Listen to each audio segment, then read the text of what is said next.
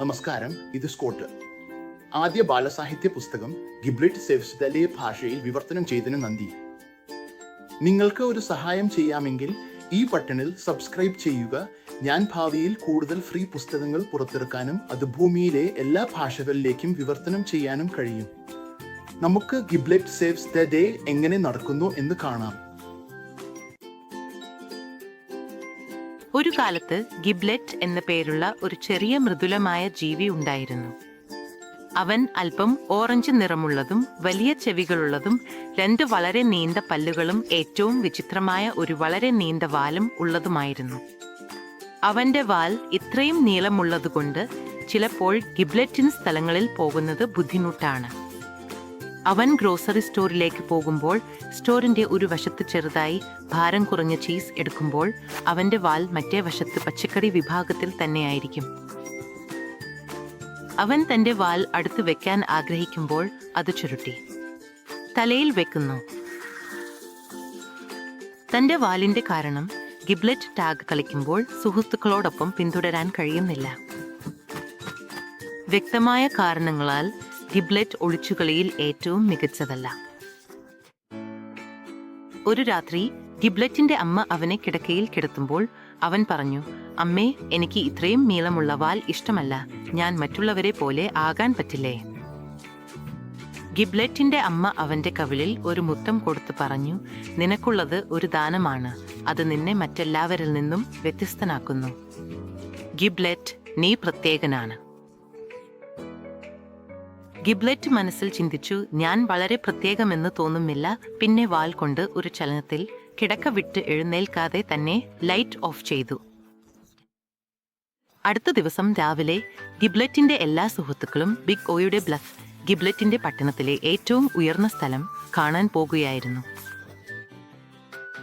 ഗിബ്ലെറ്റിന്റെ സുഹൃത്തുക്കൾ കാടിലൂടെ ഓടുമ്പോൾ അവൻ അവരെ പിന്തുടർന്നു മരങ്ങൾക്കിടയിലൂടെ കയറി ഇറങ്ങി. അവൻ തുറസായ സ്ഥലത്ത് എത്തുമ്പോൾ ഒരു കുലുക്കം അനുഭവപ്പെട്ടു. അവൻ മുന്നോട്ട് പോകാൻ കഴിഞ്ഞില്ല. പിന്നിലേക്ക് നോക്കിയപ്പോൾ വാൽ മരങ്ങളിൽ കുടുങ്ങിയിരിക്കുന്നതായി. അവൻ വലിച്ചു, വീണ്ടും വലിച്ചു, പക്ഷേ എത്ര ശ്രമിച്ചാലും അവന്റെ വാൽ കുടുങ്ങിയിരുന്നു. ഗിബ്ലെറ്റിന്റെ എല്ലാ സുഹൃത്തുക്കളും ബിഗ് ബോയുടെ ബ്ലഫിൽ നിന്ന് താഴെയുള്ള നദിയിലേക്ക് കല്ലുകൾ എറിഞ്ഞുകൊണ്ടിരുന്നു. അപ്രതീക്ഷിതമായി അവരിൽ ഒരാൾ പാദം നഷ്ടപ്പെടുത്തി ബിഗ് ബോയുടെ ബ്ലഫിൽ നിന്ന് തന്നെ വീണു. ഭാഗ്യവശാൽ കുന്നിന്റെ മധ്യത്തിൽ അവന്റെ ഷഫ്റ്റ് ഒരു കൊമ്പിൽ കുടുങ്ങി. താഴെ വേഗത്തിൽ ഒഴുകുന്ന വെള്ളത്തിന്മീതെ അവൻ തന്റെ ഷഫ്റ്റിൽ തൂങ്ങി നിന്നു. ആ സമയത്ത് ഗിബ്ലെറ്റ് തന്റെ വാൽ മരങ്ങളിൽ നിന്ന് ഒടുവിൽ അഴിച്ചു. അവൻ തന്റെ വാൽ തലയിൽ ചുറ്റി ബിഗ് ഓയുടെ ബ്ലഫിലേക്ക് നടന്നു. ഗിബ്ലെറ്റ് സുഹൃത്തുക്കളും അരികിൽ നിൽക്കുന്നത് കണ്ടു. അവൻ ചോദിച്ചു, "എന്താണ് നടക്കുന്നത്?" ഉച്ചരിച്ചു. ഹാരി തന്റെ ബാലൻസ് നഷ്ടപ്പെടുത്തിക്കുന്നിൽ നിന്ന് വീണു ഒരു കൊമ്പിൽ കുടുങ്ങിയിരിക്കുന്നു. എങ്ങനെ മുകളിലേക്ക് കൊണ്ടുവരണമെന്ന് അറിയില്ല. ഗിബ്ലെറ്റ് ഒരു നിമിഷം സ്വയം ചിന്തിച്ചു. പിന്നെ കൂടുതൽ ആഴത്തിൽ ചിന്തിക്കാൻ തല താഴ്ത്തി. അവന്റെ തല താഴ്ത്തിയപ്പോൾ വാൽ തലയിൽ നിന്ന് തന്നെ ഹാരിയുടെ അടുത്തേക്ക് തൂങ്ങി. "ഗിബ്ലെറ്റ്, നീ അതുല്യനാണ്," ഒരാൾ കൂവിക്കുകയായിരുന്നു. "നിന്റെ വാൽ എത്ര നല്ല ആശയമാണ്," മറ്റൊരാൾ വിളിച്ചു. അതോടെ ഹാരി ഗിബ്ലെറ്റിന്റെ വാൽ പിടിച്ചു സുരക്ഷിതമായി കയറി. എല്ലാവരും ഒരുമിച്ച് ആഹ്ലാദിച്ചു. ഹിപ്ലെറ്റ്, ഹിപ്ലെറ്റ്, ഹിപ്ബ്ലിറ്റ്സ്.